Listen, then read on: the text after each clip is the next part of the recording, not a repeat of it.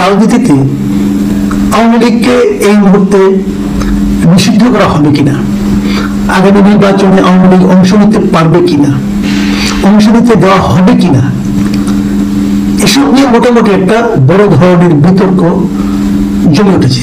কেবল জমে উঠেছে না, এই বিষয়টাকে সামনে রেখে, এই বিষয়টাকে কেন্দ্র করে আমার কাছে কেন যেন মনে হয় একটা যুদ্ধবিহী পরিস্থিতির উদ্ভব হয়েছে। এই বিষয়টা শুরু হয়েছে মানে এই দফায়, এর আগেও হয়েছিল, এই দফায় এই আলোচনাটা প্রথম মানে মনে হলো যেন আগুনে ঘি পড়ল কবে, বৃহস্পতিবারে। সেদিন ইন্টারন্যাশনাল ক্রাইসিস গ্রুপের একটা প্রতিনিধি দল দেখা করেন প্রধান উপদেষ্টা ডক্টর মোহাম্মদ ইউনূসের সঙ্গে। সেখানে ডক্টর ইউনূস স্পষ্ট ভাষায় বলেন যে আওয়ামী লীগকে নিষিদ্ধ করার কোন পরিকল্পনা অন্তর্বর্তী সরকারের নেই। এই যে কথাটা বললেন, এটা নিয়ে আগের একটা ঘটনাকে টেনে এনে যে ওনাদের সঙ্গে নাকি সেনাবাহিনীর একটা কথা বলে সেনাবাহিনী তাদেরকে প্রস্তাব দিয়েছে একটা রিফাইন্ড আওয়ামী লীগকে যেন নিয়ে আসা হয়। এটা নিয়ে অনেক কথা কালকে নিয়ে আমি আলোচনা করেছি, এটা নিয়ে আমি নতুন করে আলোচনা করতে চাচ্ছি না, আমি কিন্তু প্রসঙ্গগুলো টেনে যাচ্ছি। তারপর কালকে রাতে আমরা দেখলাম যে এই নতুন পার্টির তারা একটা প্রেস কনফারেন্স করলো, খুব তড়িঘড়ি করে একটা প্রেস কনফারেন্স করলো, এবং সেই প্রেস কনফারেন্সে তাদের নেতারা বললেন, নাহিদ ইসলাম বললেন যে আওয়ামী লীগ নিয়ে যে বক্তব্য দিয়েছে প্রধান উপদেষ্টা তারা সেটা নিন্দা করলেন। রাত 8টায় কিন্তু সেটা প্রেস কনফারেন্স হয়েছিল, জরুরি প্রেস কনফারেন্সে। সেখানে নাহিদ ইসলাম বলেছেন, আমি যদি ওটাকে বলি যে এই যে প্রধান উপদেষ্টা বলেছিলেন যে আওয়ামী লীগকে নিষিদ্ধ করার কোনো পরিকল্পনা নেই, তারা এটাকে নিন্দা করলেন এবং তারা বললেন যে আওয়ামী লীগ কর্তৃক সংগঠিত পিলখানা হত্যাকাণ্ড, শাপলা হত্যাকাণ্ড, আগ্রা, তার মানে তারা সরাসরি প্রধান উপদেষ্টার বক্তব্যে নিন্দা করলেন। আওয়ামী লীগকে নিষিদ্ধ করা উচিত কি অনুচিত এই আলোচনায় কিন্তু আজকে আমি আসলে যাবো না, কারণ এটা আমি আগেও কিছু কথা বলেছি, প্রয়োজনে ভবিষ্যতে আরো বলবো, সেটা অন্য প্রসঙ্গ। আজকে আমি যে প্রসঙ্গ নিয়ে কথা বলতে বসেছি সেটা আমি একটু পরে বলছি। এই যে আওয়ামী লীগকে নিষিদ্ধ করা না করা নিয়ে নানা ধরনের যুক্তি, এটা তো হয়েছে, বহুবার হয়েছে, এবং সে আলোচনাগুলির মধ্যে যে জিনিসটা আমার সবচেয়ে বেশি দৃষ্টি আকর্ষণ করেছে সেটা হলো, দেখুন এই জাতীয় নাগরিক পার্টি বলেন এবং আনকার ইসলাম বলতে পার্টির আমি দেখেছি তারা নিষিদ্ধের পক্ষে কথা বলছে, তারা বলতেই পারে এবং নাহিদ ইসলাম বলতে পারে, আমার কোনো আপত্তি নেই, কারণ তারা একটা পলিটিক্যাল পার্টি করে, সেই পার্টির আদর্শ, তারা হয়তো তাদের লক্ষ্য, তাদের পলিসি, রণকৌশল, স্ট্র্যাটেজি, বিভিন্ন দিক থেকে তারা এই দাবিগুলো তুলতে পারে, এটা নিয়ে আমার কোনো বক্তব্য নেই।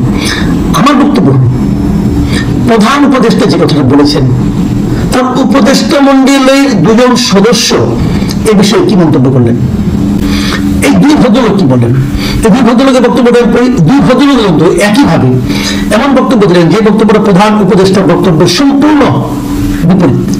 এবং দুজনই শুক্রবার দিন মাহমুদ আলম বললেন যে আওয়ামী লীগ ফ্যাসিবাদী বিদেশি অর্গান, দিল্লি থেকে আওয়ামী লীগকে নিয়ন্ত্রণ করা হয়, এবং তিনি এটাও বললেন এই দলের বাংলাদেশে এখানে কোনো স্থান নাই, এটা বিদেশ থেকে উৎপত্তি হওয়া একটা রাজনৈতিক দল, আওয়ামী লীগ প্রশ্নে কোনো ছাড় দেওয়া হবে না, এটা হলো মাহমুদ আলমের কথা, কোনো ছাড় দিবেন না।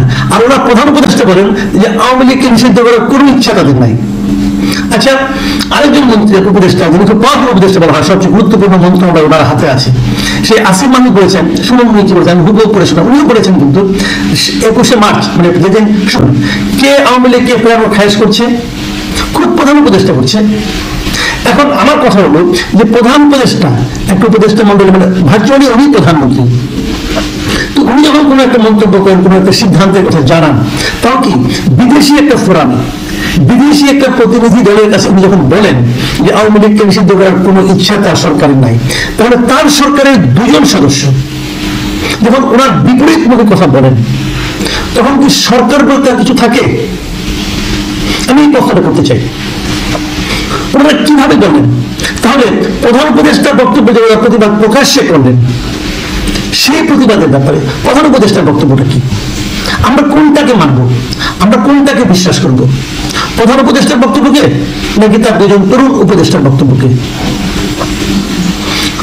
যদি ওনারা প্রধান উপদেষ্টার বক্তব্যকে অস্বীকার করেন, যদি তার প্রতিবাদ করেন, তাহলে ওনাদের তো কোনো নৈতিক অধিকার নাই সেই উপদেষ্টা মন্ডলীতে থাকার, আমি তো নৈতিক অধিকার দেখি না। আবার যদি বিপরীত দিকে প্রধান উপদেষ্টা যখন দেখেন যে ওনার বক্তব্যে সম্পূর্ণ বিপরীত বক্তব্য, ওনার বক্তব্যকে খণ্ডিত করে, তুচ্ছ তাচ্ছিল্য করে তারই দুইজন উপদেষ্টা বক্তব্য দিচ্ছেন, তখন উনি এবার কি করে ওনাদেরকে উপদেষ্টা মন্ডলীতে রাখেন? মনে রাখতে হবে এই টোটাল উপদেষ্টা মন্ডলী কিন্তু প্রধান উপদেষ্টা নিয়োজিত উপদেষ্টা মন্ডলী। প্রধান উপদেষ্টা ঠিক করেন কে থাকবেন কে থাকবেন না। তাহলে উনি যখন ওনাদেরকে রাখেন তার অর্থটা কি দাঁড়ায়, সে অর্থটা কিন্তু গুরুত্বপূর্ণ। উনি কি তাহলে বলতে চাচ্ছেন যে আমি যা বলি এটা বলার জন্য বলি, ওরা যেটা বলে সেটা করার জন্য বলে? কোনটা? পৃথিবীর কোনো দেশে যেরকম হয় না। তাহলে সরকার কিভাবে টিকে থাকে? নাকি সরকারের এটাই বৈশিষ্ট্য যে যে যার যার মতো স্বাধীন এবং একটা পলিটিক্যাল ইস্যুতে প্রধান উপদেষ্টা বলবেন সেটাই তো হওয়া উচিত। তো তার বিপরীত মুখে কথা অন্য উপদেষ্টারা কি করে প্রকাশ্য ফোরামে বলে, পাবলিক ফোরামে বলে? প্রধান উপদেষ্টা যদি মেরুদণ্ড থাকে ওরা এই জিনিসটা ক্লিয়ার করা উচিত। জনগণের কাছে ওনার ইমেজ কিন্তু যাচ্ছে, জনগণ বুঝতে পারছে, জনগণ বলাবলি করছে এই ভদ্রলোকের কোনো ক্ষমতাই নেই। নিজের কথা বিপরীতে হাসনাত আব্দুল্লাহ বলে আপত্তি নাই, সাজিদ আলম বলে আপত্তি নাই, আক্তার হোসেন, নাহিদ ইসলাম, এরা যে কেউ বললে আমার কোনো আপত্তি নেই, তারা বলতে পারে, এটা তাদের পলিটিক্স, এটা নিয়ে আমার কোনো কথা নাই। কিন্তু ওনার উপদেষ্টাদের মধ্যে দুজন কি করে বলে? আবার এই দুজন কিন্তু পার্টির সঙ্গেও যুক্ত হয়নি। ভাই আপনাদের আচার আচরণ কথাবার্তা দিয়ে পার্টির সাথে মিলে যায়, তাহলে আপনারা ওই পদ ছেড়ে দিয়ে পার্টিতে জয়েন করেন। কেন জয়েন করছেন না? গাছেরটাও খাবেন তোরাটাও করবেন এই জন্য? উপদেষ্টার যে মজাটা, উপদেষ্টা অর্থনৈতিক সুবিধা, পাওয়ার এক্সারসাইজ করা, নিজের এই দলের পক্ষে সারা দেশে সরকারি বিভিন্ন টুলসকে ব্যবহার করা, এই জন্য আসলে পুরো ওখানে এটা কিভাবে এবং কেন সম্ভব? আমি মনে করি এই মুহূর্তে উচিত হবে দুটো অপশন আমার কাছে, হয় প্রধান উপদেষ্টা এই দুজনকে বের করে দেবেন, অথবা প্রধান উপদেষ্টা নিজে অপমানকে হজম করে তারপর থেকে পদত্যাগ করবেন। কারণ উনি যদি প্রধান উপদেষ্টা থাকেন তাহলে এটা ওনার জন্য অসম্মানজনক, সেটাকে তার বিপরীত মুখে কথা বলে, এটা আমি জীবনে প্রথম দেখলাম। নাকি এটা অতি গণতন্ত্রের নমুনা, তাও বলতে পারবো না। দর্শক, আবার অতি গণতন্ত্র দরকার নেই, আমাদের